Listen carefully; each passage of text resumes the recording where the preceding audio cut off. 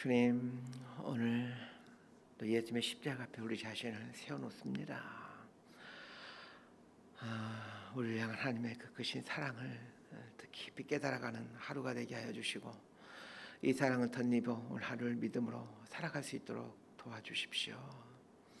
오늘 해야 될 일들 속에서 주님 지혜를 더하여 주시고, 하나님께 늘 함께 하심을 믿고 또 하나님 앞에서 살아가는 하루가 되게 하여 주옵소서.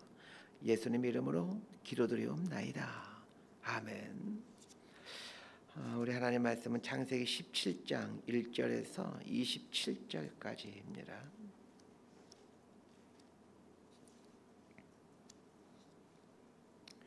창세기 17장 1절에서 우리 14절까지만 보도록 합니다. 창세기 17장 1절에서 14절까지만 번갈아 가면서 읽도록 하겠습니다. 제가 먼저 읽겠습니다. 아브라함이 99세 때에 여호와께서 아브라함에게 나타나서 그에게 이르시되 나는 전능한 하나님이라. 너는 내 앞에서 행하여 완전하라. 내가 내 언약을 나와 너 사이에 두어 너를 크게 번성하게 하리라 하시니, 아브라함이 엎드렸더니 하나님이 또 그에게 말씀하여 이르시되 보라, 내 언약이 너와 함께 있으니 너는 여러 민족의 아버지가 될지라. 이제 후로는 내 이름을 아브람이라 하지 아니하고 아브라함이라 하리니, 이는 내가 너를 여러 민족의 아버지가 되게 함이니라. 내가 너로 심히 번성하게 하리니 내가 내게서 민족들이 나게 하며 왕들이 내게로부터 나오리라. 내가 내 언약을 나와 너 및 내 대대 후손 사이에 세워서 영원한 언약을 삼고 너와 내 후손의 하나님이 되리라. 내가 너와 내 후손에게 내가 고려하는 이 땅 곧 가나안 온 땅을 주어 영원한 기업이 되게 하고 나는 그들의 하나님이 되리라. 하나님이 또 아브라함에게 이르시되 그런즉 너는 내 언약을 지키고 내 후손도 대대로 지키라. 너희 종 남자는 다 할례를 받으라. 이것이 나와 너희와 너희 후손 사이에 지킬 내 언약이니라. 너희는 포피를 베어라. 이것이 나와 너희 사이의 언약의 표징이니라. 너희의 대대로 모든 남자는 집에서 난 자나 또는 너희 자손이 아니라 이방 사람에게서 돈으로 산 자를 막론하고 난 지 8일 만에 할례를 받을 것이라. 13절 14절 함께 읽습니다. 너희 집에서 난 자든지 너희 돈으로 산 자든지 할례를 받아야 하리니 이에 내 언약이 너희 살에 있어 영원한 언약이 되려니와 할례를 받지 아니한 남자 곧 그 포피를 베지 아니한 자는 백성 중에서 끊어지리니 그가 내 언약을 배반하였음이니라. 아멘. 어제 본문에서 아브라함이 이스마엘을 낳는 내용을 살펴보았습니다. 이스마엘은 신앙의 타협의 결과물입니다. 하나님은 이삭을 준비해 놓고 계셨죠. 그러나 아브라함과 사레는 그 이삭을 기다리질 못했습니다. 믿음은 기다림입니다. 기다림을 통해 믿음은 더 순결해져 갑니다. 기다리는 동안에 믿음 안에 들어와 있었던 불순물들이 하나씩 제거됩니다. 하나님은 우리가 믿음을 갖고 오래 기다리게 하므로 우리의 믿음 안에 끼어 있었던 그 불순물들을 제거해 가십니다. 그러나 우리는 이 기다리는 시간을 견뎌내지 못합니다. 기다리면서 끊임없이 불안해하고 의심합니다. 그래서 믿음의 타협을 하고 마는 거죠. 아브라함이 하나님으로부터 떠나라 그래야면 큰 민족을 이루어주겠다는 약속을 받은 지가 10년이 넘었습니다. 10년이 넘게 기다렸다는 것은 사실 굉장한 믿음이죠. 그러나 아브라함은 그 이상을 기다리지 못했습니다. 그래서 젊은 하갈을 통해 아기를 낳는 지극히 인간적인 방법을 선택해 버리고 맙니다. 아브라함이 이스마엘을 낳을 때 아브라함의 나이는 86세였습니다. 늦은 나이에 낳은 아이는 아브라함을 참으로 기쁘게 해줬고 또 아브라함을 든든하게 해줬을 겁니다. 아브라함은 그 이스마엘 때문에 하루하루 삶이 참 기뻤을 것 같습니다. 그러나 하나님은 슬펐습니다. 왜냐하면 이스마엘은 약속의 자녀가 아니기 때문입니다. 아브라함은 어린 그 이스마엘을 보면서 너무 좋아서 입이 찢어졌습니다. 그러나 하나님은 이스마엘로 인해서 근심하고 계셨습니다. 하나님은 이스마엘을 통해 일어날 그 엄청난 일들을 알고 계셨기 때문입니다. 이스마엘은 나중에 이삭을 괴롭히게 되죠. 더 나아가 이스라엘 족속을 끊임없이 괴롭히게 되는 사람들이 이스마엘 후손들입니다. 이 비극은 지금까지도 진행이 되고 있습니다. 모슬렘을 신봉한 아랍 사람들이 이 이스마엘의 후손들입니다. 그래서 이 중동에 있는 사람들은 자신들 조상을 이스마엘로 두고 있죠. 아브라함은 어린 이스마엘을 보면서 이삭을 괴롭히고 자신의 후손들을 괴롭힐 그 이스마엘을 보지를 못합니다. 뭐 그럴 수밖에 없죠. 자신의 뒤를 이을 아들이 생긴 것 거기까지만 보고 있습니다. 우리가 왜 믿음의 인내를 하지 못하는 것입니까? 멀리 보지 못하고 깊이 보지 못하기 때문입니다. 사람은 원래 그렇습니다. 멀리 볼 수가 없습니다. 하나님은 멀리 보고 계십니다. 그러면서 우리에게도 그 멀리 볼 수 있는 방법을 주셨습니다. 그것이 말씀입니다. 하나님 우리에게 말씀을 주시면서 이렇게 해라, 그러면 이렇게 해주겠다라고 약속하시죠.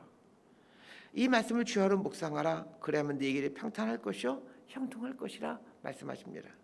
하나님은 멀리 보고 계십니다. 말씀을 묵상하는 삶을 살게 되면 형통하고 평탄해지게 됩니다. 말씀을 묵상하는 사람에게 왜 평탄함과 형통함의 은혜를 주시는 것일까요?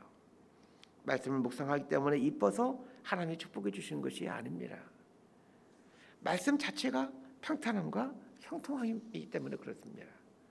말씀들을 믿고 순종하면 근시한 쪽으로는 망하는 것 같고 근시한 쪽으로는 지는 것 같습니다. 그러나 말씀은 결국에는 평탄함을 주고 형통함을 가져다 줍니다. 아브라함이 이스마엘을 낳을 때가 86세였을 때입니다. 그런데 오늘 본문 17장 1절을 한번 잘 보십시오. 아브라함이 99세 때에 여호와께서 아브라함에게 나타나서 그에게 이르시되, 이렇게 말하고 있습니다. 자, 하나님이 지금 몇 살 때에 아브라함에게 나타났습니까? 99세 때에 나타나서 오늘 본문의 말씀을 해주신 겁니다. 여러분 17장 1절 바로 앞 구절은 16장 16절이죠. 이게 창세기 장과 절이 구분될 때는 한 1500년, 1600년 이때입니다. 불과 몇백 년 전에 장과 절이 구별되어 있었고 옛날에는 장, 몇 장, 몇 절 이런 게 없었습니다. 자, 그러면은 17장 바로 1절의 앞 구절이 16장 16절인데 그 내용을, 그 말씀을 제가 한번 읽어드리겠습니다. 하갈이 아브라함에게 이스마엘 낳았을 때에 아브라함이 86세였더라. 자, 그 다음 구절이 오늘 본문 17장 1절입니다. 아브라함이 99세 때에. 16장 16절과 17장 1절 사이에 지금 몇 년이 흘렀습니까? 13년이 흘렀습니다. 16장 16절과 17장 1절 사이에는 이 13년이라는 긴 시간이 들어있는데 그 긴 시간 동안 하나님의 아무런 말씀이 없습니다. 아브라함이 갈대아 울에서 나올 때가 그때 몇 살인지 정확히 알 수 없었지만 그때부터 창세기 17장 이전까지 한 2, 30년을 제 걸로 보고 있는데 그 기간 동안에 창세기 12장 1절부터 16장 26절까지 많은 말씀들을 해주십니다. 그런데 16장 16절과 17장 1절 13년이라는 세월 동안에 하나님은 아무런 말씀을 하지 않으십니다. 자, 이 행간에 아브라함이 어떤 삶을 살고 있었을까를 한번 상상해 볼 줄 알아야 합니다. 아브라함은 그 태어난 어린 이스마엘을 보면서 아주 행복하게 살았을 겁니다. 하나님이 없어도 될 만큼 행복했을 겁니다. 그러나 행복했지만 하나님의 부재에서 오는 그 영혼의 외로움이 있었습니다. 이 영혼의 외로움은 어디에서 오는 것입니까? 하나님과의 영적인 거리가 멀 때 오는 것입니다. 하나님이 멀리 있다고 느껴지는 그 외로움이죠. 환경은 아무런 어려움이 없습니다. 모든 게 다 좋은 상황이죠. 우리도 그럴 때 있지 않습니까? 남편도 별일 없고 수입도 좋고 자식도 공부 잘하고 인간관계도 좋고 그렇습니다. 그런데 왠지 외롭고 허전하고 뭔가 중요한 것이 빠진 것 같은 그런 텅 빈 것을 경험할 때가 있죠. 하나님의 부재를 느낄 때입니다. 세상이 주는 즐거움들로 채워가면 기쁠 줄 알고 열심히 노력해서 많은 것들을 얻어봤는데 기쁘지가 않은 것입니다. 이스마엘을 낳고 13년 동안에 아브라함의 삶이 그리했습니다. 이스마엘로 가득 차 있었기에 그 하나님이 들어갈 공간이 아브라함에는 그 공간이 없는 거죠. 결국 그 13년의 긴 부재를 끊고 먼저 찾아오신 분은 하나님이십니다. 우리 하나님이 이러십니다. 늘 먼저 찾아오시고 늘 먼저 손을 내미십니다. 사실 아브라함이 잘못했지 하나님이 잘못한 건 없습니다. 그러면서 하나님이 먼저 찾아오시고 먼저 손을 내미십니다. 그리고 아브라함이 가는 첫 마디가 무슨 말입니까?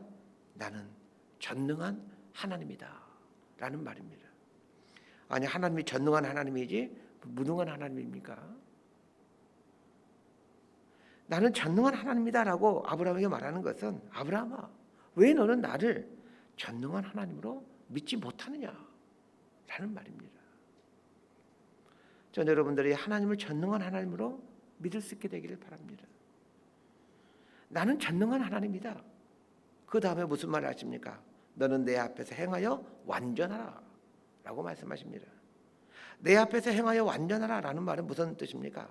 말로만 하나님은 전능하신 하나님이라 이렇게 하지 말라는 말입니다. 행동으로 하나님은 내 전능하심을 말하라 라는 얘기입니다. 행하여 완전하라 말씀하십니다. 믿음은 이렇게 행함으로 나타나는 것입니다. 행함이 없는 믿음은 죽은 믿음입니다. 완전하라 라는 말은 흠이 없다라는 말입니다. 행동으로 믿음을 드러낼 때 그 믿음은 흠이 없는 순결한 믿음이 됩니다. 하나님은 아브라함이 순결한 믿음을 소유하기를 원하십니다. 그건 우리에게도 마찬가지입니다. 우리의 믿음이 흠이 없다라는 것을 확인하시면 하나님은 그제서야 반드시 복을 주시게 됩니다. 자, 2절부터 4절까지 말씀 함께 보도록 합니다. 시작. 내가 내 언약을 나와 너 사이에 두어 너를 크게 번성하게 하리라 하시니 아브라함이 엎드렸더니 하나님이 또 그에게 말씀하여 이르시되 보라 내 언약이 너와 함께 있으니 너는 여러 민족의 아버지가 될지라. 이제 후로는 내 이름을 아브라함이라 하지 아니하고 아브라함이라 하느니 이는 내가 너를 여러 민족의 아버지가 되게 함이니라. 하나님은 아브라함의 믿음을 더 온전하게 하기 위해 언약을 주십니다.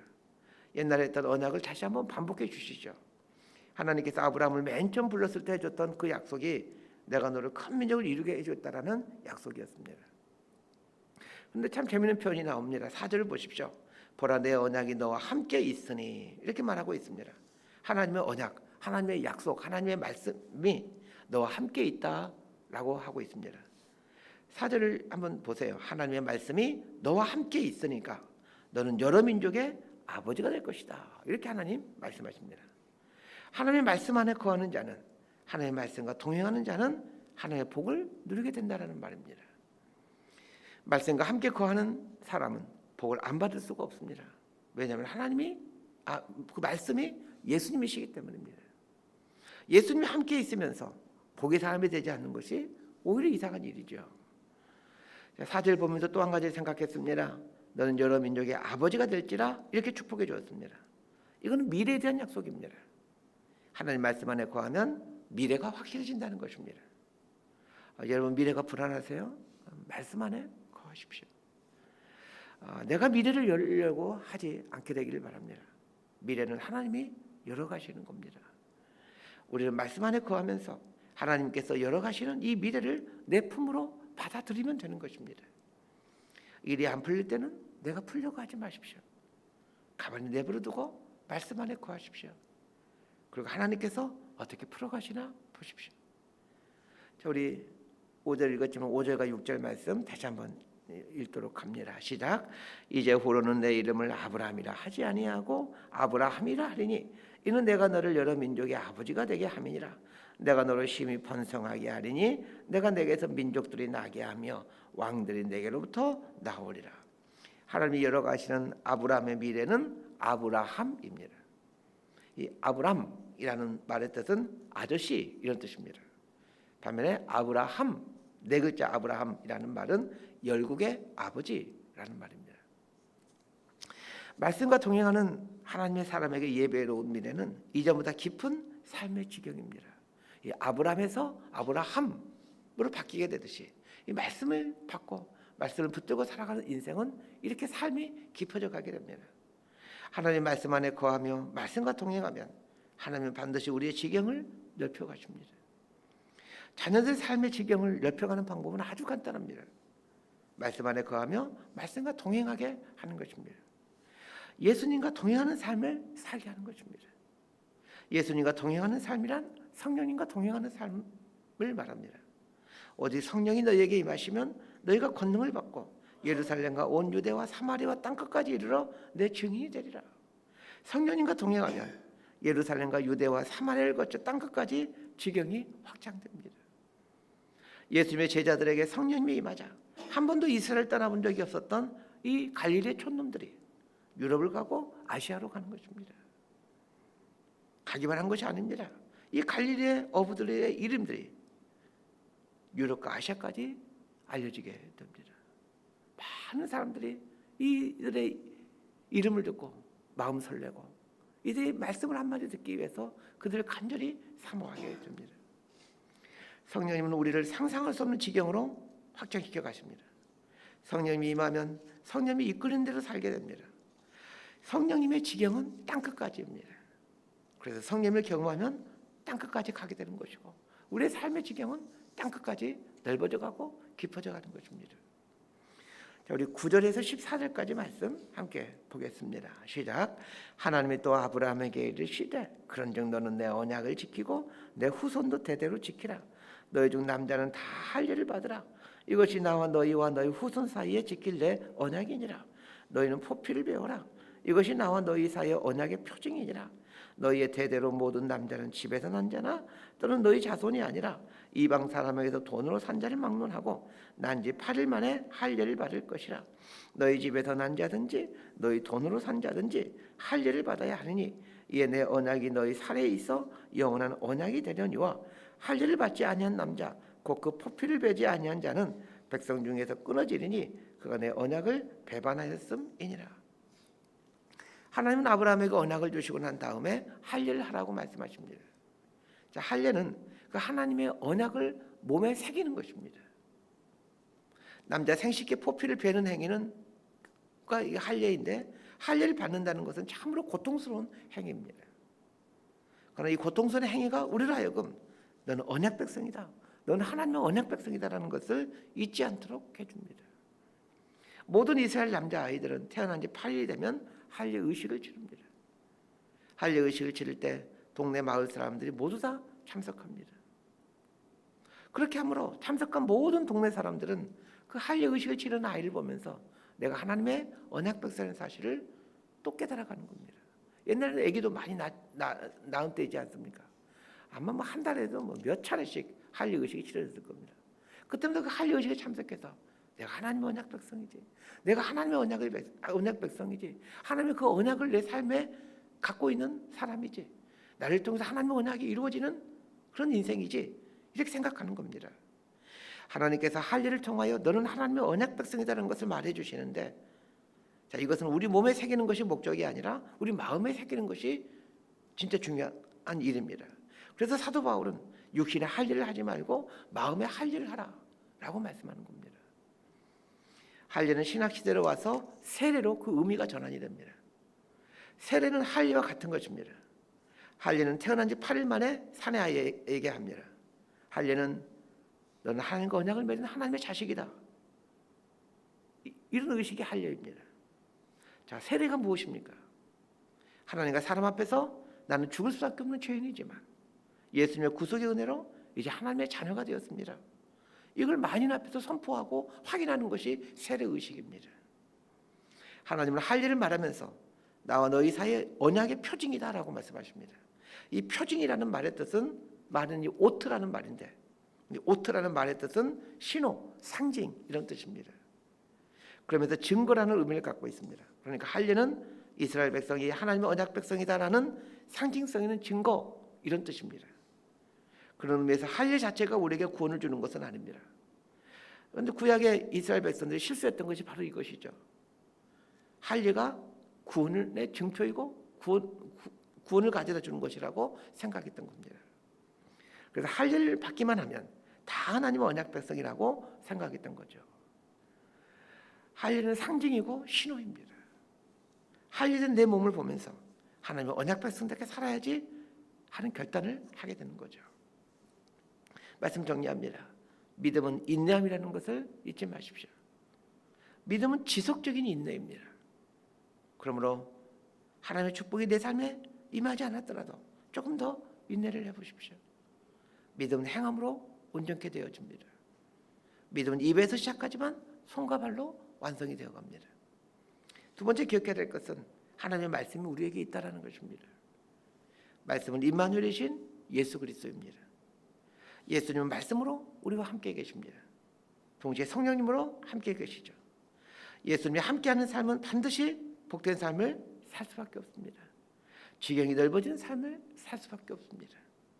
그러므로 우리에게 있는 이 말씀, 우리에게 오신 예수님, 우리와 함께 계신 성령님의 말씀에 귀를 기울이고 순종하십시오. 그럼 우리의 삶의 지경이 넓어지는 복을 누리게 될 겁니다. 아브라함이 아브라함이 되고 사레가 사라가 되는 이런 복이 있었던 것처럼 말입니다. 하나님을 신뢰하십시오. 그리고 하나님을 기대하십시오. 하나님이 주시는 놀라운 복이 있습니다. 이렇게 살아가는 저희 여러분 모두가 되기를 진심으로 소망하고 축복합니다.